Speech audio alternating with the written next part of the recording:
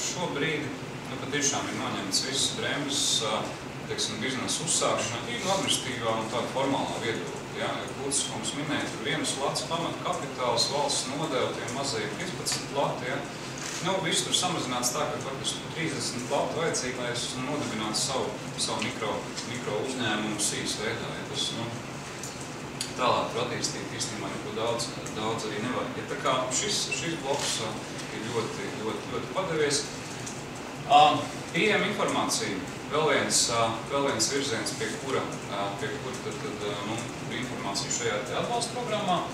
Šeit vēl ir jāpiestrādā. Mēs zinām, ka faktiski informācija par to, kā man strādāt, pēc kādiem noteikumiem, faktiski šobrīd vēl ir diezgan decentralizēta, pieejama dažādos avotos, un šeit vēl darbs notiek, lai to visu sapakot vienā. Ideālā versijā ir tā, ka tas uzņēmējs iet vienā mājaslapā un zem vienas adreses viņš faktiski var sameklēt visu, kas ir nepieciešams, tā ir interneta vide, un otrs, protams, arī nepieciešama personīga iespēja uzvaicāt, ja, kaut kādā vienā punktā. Tā kā šeit vēl ir zināmas attīstības iespējas.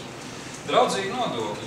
Es teiktu, ka arī šis virziens ir diezgan sekmīgi apustējies uz priekšu caur divām lietām, kas šobrīd tas arī jau tika minēts, ko Kūtis mums minēja, mikro uzņēmumu fiksētais nodoklis. Ja?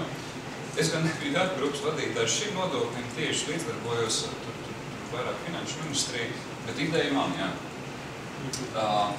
Faktiski, es ļoti ceru, ka mikro uzņēmumu fiksētais nodoklis iestrādāsies, vai tas izdosies, vai neizdosies. Es domāju, mēs redzēsim faktiski nākamā gada, beigās teikt pat aiznākamā gada sākumā. Ja? Tad tādu aktīvu pieteikšanos uz šo nodokli, es domāju, mēs varam sagaidīt šī gada beigās, kad esošie būs izvērtējuši, sapratuši. Un par rezultātiem, ja, vai mēs būsim radījuši situāciju, ka daudz vienkārši pārkārtos savu biznesu, optimizēs, atbilstoši šai iespējai, vai tieši otrādi mēs būsim sasnieguši mērķi, ka tiek radīts jaunas darbvietas, kas arī bija iecerēts, un daudz no šīs pelēkās zonas izies uz balto zonu.